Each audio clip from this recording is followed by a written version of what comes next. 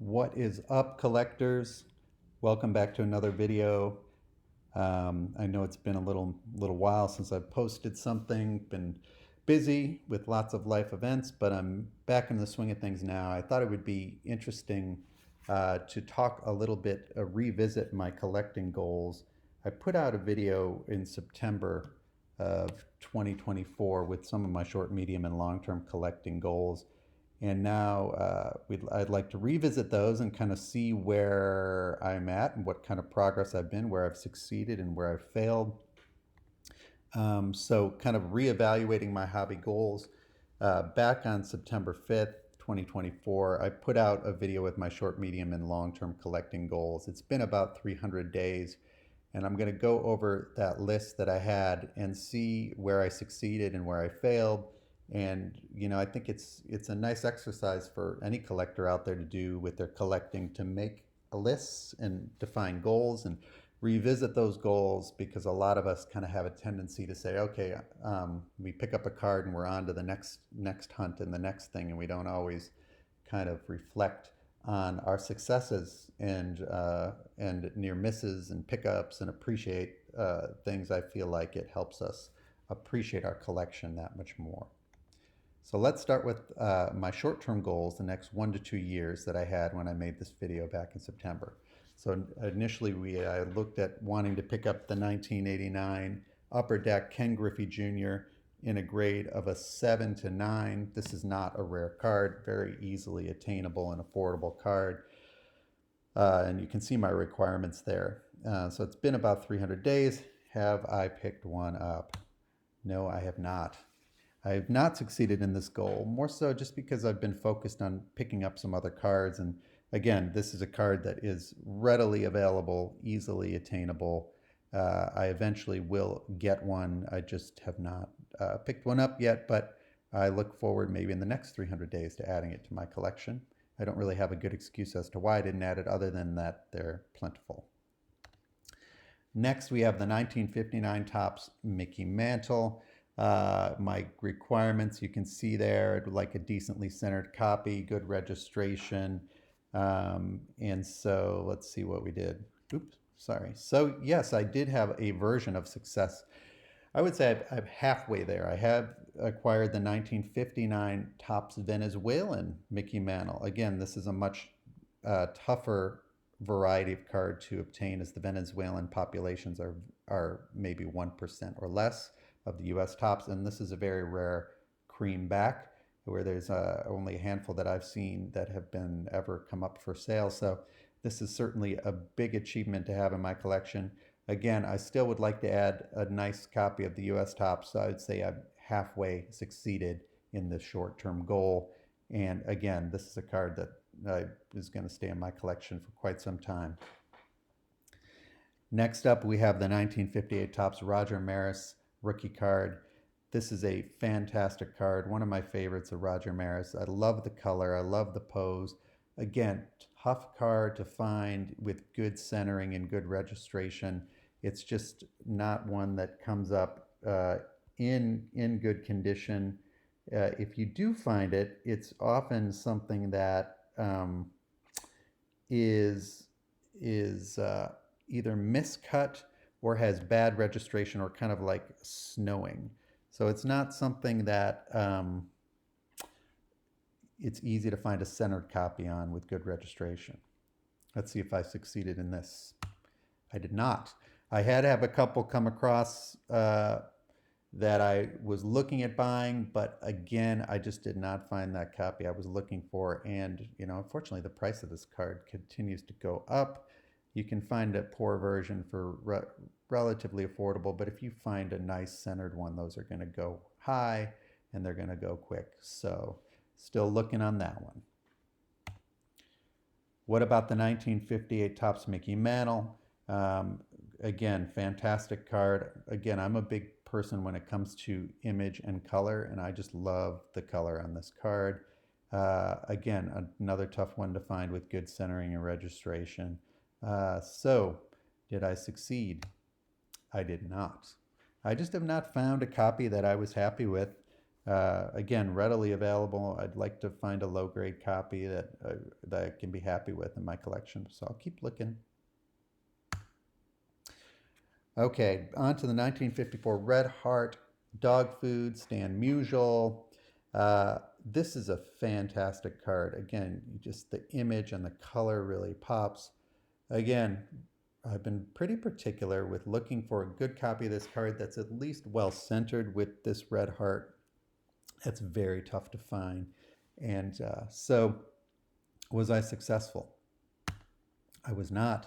A couple of potential ones that I saw at auction that I was the low bidder on, but I have not since been successful. And that is, again, a fantastic card I hope to get.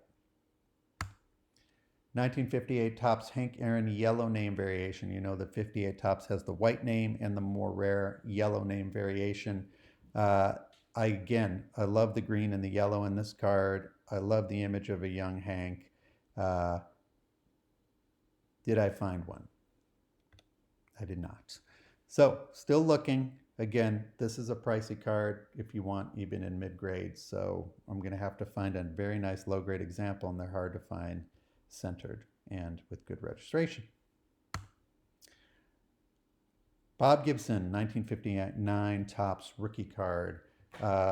This is a card that we call the Pepto-Bismol card. Just a fantastic card. I love how many pink cards are out there. There's just not a whole lot of pink cards. Really? I mean, just the overall image and the color. I mean, you can't go wrong. Facsimile autograph, everything about it is just so great. The cap, the Cardinals logo, I just love it. I was looking for one in a grade 3 to 5. You saw my requirements. Was I successful? I was. So I managed to find a copy to my liking. This one's a 3.5. And I wanted a good registration and good centering, and I think this one fits the bill. This is a really nice example for the grade. So I was lucky to pick this card up in the last 300 days. Very excited to have it in my collection. Next up, 1966 Topps Venezuela, Sandy Koufax.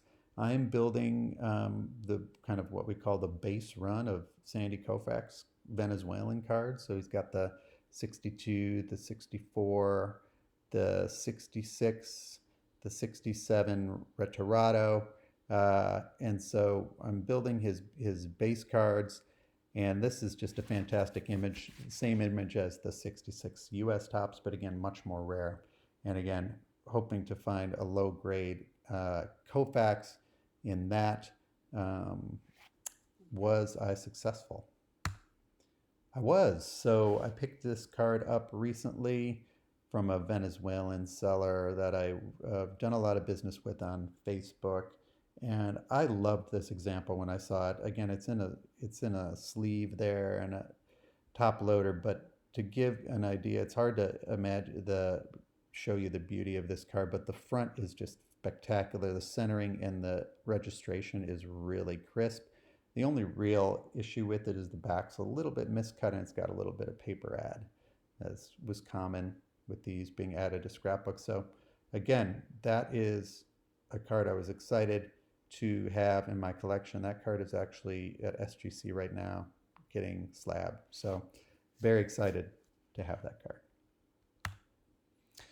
Another fantastic card, 1949 Leaf Worn Spawn, low-grade copy that I was looking for. Again, fantastic card, one that I had been looking for quite some time. Was I successful? I was not. Again, I found a couple of really nice copies. The centering on this one is really tough, the centering and registration, so I'm still looking, guys. I'm hoping in the next 300 days, maybe I will pick one up. 1921 W551 George Sisler. Again, this is part of the 1921 W551 strip card set. It is a set that I am building and is actually the last card that I need for that full strip set. It's got some fantastic players like Ty Cobb, Babe Ruth, Home Run Baker, So it's got a lot of great cards. This is also one of the bigger cards, great image of George Sisler. So looking for that in a low grade. Was I successful? I was not. Again, this is an attainable card. There's some on eBay right now, but again, I'll probably pick it up in the next 300 days. It's affordable, a couple $100. But to find a decent low grade one can be challenging. So I'm still looking. All right, let's go to the midterm goals, the next 5 years where we hope to get. Let's see where we're at. Let's start with 1909 E95 Eddie Cicotte. So he was recently reinstated, potentially eligible for the Hall of Fame. Did I find an example that I was happy with? I did not. Okay, so still looking for that one. 1967 Topps Venezuela, Mickey Mantle. Looking for one in a low grade. And again, fantastic Mickey Mantle. He's got multiple Venezuelan cards. This is one of his more desirable ones. Was I successful? I was not. But I'm going to keep looking, guys. This card has also gotten pretty pricey, even in low grade. You're talking 600 to the comma card if you want a one. So 1954 Wilson Franks Roy Campanella. Again, looking for a low grade copy of this. This came in the hot dogs. This, along with the Ted Williams, are two of the bigger cards in the set. Was I successful? I was. I managed to get a very nice example of a 54 Wilson's Franks this year from eBay, and you can see really no staining on the back, a little bit of mild creasing on the front, great centering and great image. So I was very excited to pick this one up. 1952 Topps Willie Mays. Willie Mays' first Topps card. Looking for a low-grade centered copy of that with good registration. Was I successful? I was not. Again, plenty of these out there, but to find a centered one with good registration, those, again, can be pricey even in low grade, so I'm still looking.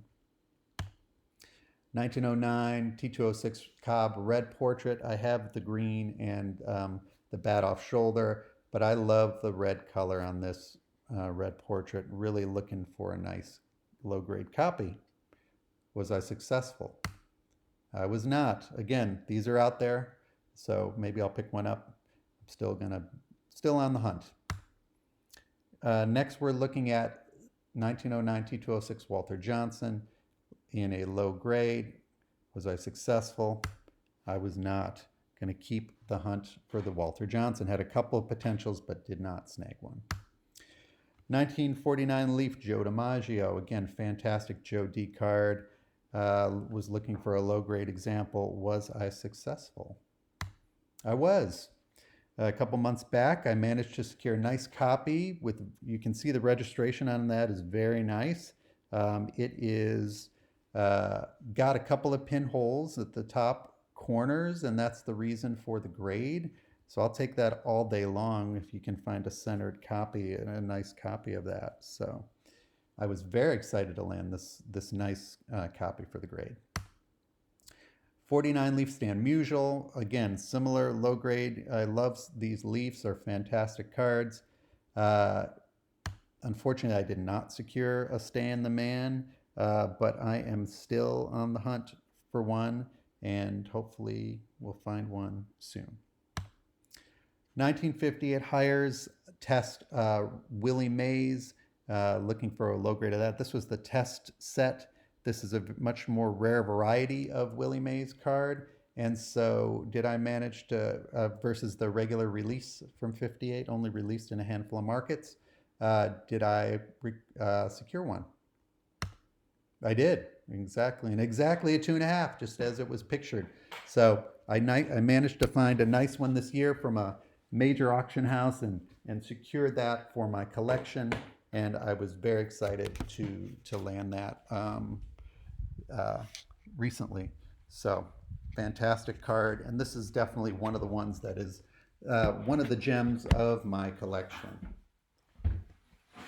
1909 E95 Eddie Plank. Again, this is fantastic. I really like the green. I may even like it better than his T206, the blue background. Similar image as a lot of his other cards. I just think this is a fantastic card, uh, one that is well worthy of a collection. I did not obtain one this year. Still looking. All right, let's take a look at the long-term goals. Okay, these are kind of the more big boy cards that I was hoping to land. I don't know. This would be a type of card that maybe you'd get one a year, if that, one every other year, because these are pretty expensive, pricey cards. 1933 DeLong, Lou Gehrig, again, a very desirable card. I love this image of the Iron Horse. Again, gotten to be a very pricey card and very desirable card. I was not successful, but that is still on the list. 1949 Bowman Satchel Paige. Again, fantastic card. Love the image and color. Was I successful? I was not. Again, this is a big boy card I definitely have on my list. 1954 Wilson Franks, Ted Williams. I do have the Campanella, as you saw earlier in the presentation. The Ted Williams is the biggest card in the set by far. I was not successful in gaining that. There was one at a recent auction house, which I bid on, but I was not the top bidder. It was a nice front, but the back had some significant paper loss. So still eyeing that one, but that's a multiple comma card. That's going to be a tough one. 51 Bowman, Mickey Mantle rookie card. Again, low grade for this one. Was I successful? I was not. This is a very, very pricey card. One that will stay on my list probably for a while until I can afford it. 1967 Topps Venezuela, Roberto Clemente. This is truly a white whale card that is very, very hard to find. Maybe a handful in existence, 10 or 20. One recently came up to auction on eBay and sold for $7,000. So this card has quickly gotten out of control. And again, for that reason, I have not been successful. Similarly, the 67 Topps Venezuela Hank Aaron, also a white whale, very low pop within that set. A couple have come up that have sold in like the 2,000 range that have been decent examples. I have not been successful. 49 Leaf Jackie Robinson, again, low grade card. This has gotten extremely expensive, but this is one I'd love to add. Not successful. Reasoning being it's pricey. 59 Topps Venezuela, Willie Mays. Low grade copy is one that I had been hoping to add since I made that last video. And guess what? Voila, we got one, guys. I managed to secure one couple months back, and this is actually, there's two varieties. There's a grayback and a creamback. This is an example of the creamback, which is the more rare variety. And so, yeah, I jumped on that opportunity from a prominent Venezuelan seller, and this is a beautiful example of that. So very excited to add that big card. Similarly, from the 59 Venezuela set, Sandy Koufax. Again, this is a very tough low pop card. Similar to the Mays, very desirable. And also, sorry, I didn't mention that as part of the Koufax run that I'm looking at, also on my list. So, did I get it? I did not. 1909 E90 Cy Young, low grade caramel card. Love the image, love the color. Was not successful. So guys, let's just summarize here. If we're looking at my successful pickups, not too bad. We got 7 in the last 300 days. There's 3 short, 3 medium, and 1 long-term pickup. So I'm very excited about that and very excited to have this broadening of my collection. So what about the next 300 days? What are my goals? These are my top priorities in the next 300 days. You can't have it all, collectors. You gotta focus your hobby dollars. And so my short term, we're hoping on the Maris rookie card, the Red Heart Musial, the Warren Spahn Leaf. Medium, the 52 Mays, and the E95 Eddie Seacott. And then love to pick up a 49 Bowman Page and Wilson Franks Ted Williams in the next 300 days, but we'll see. Well, maybe we can get creative with some trade and cash. And if you guys have any of those available, I would love, please reach out to me. I'd love to potentially work some deals.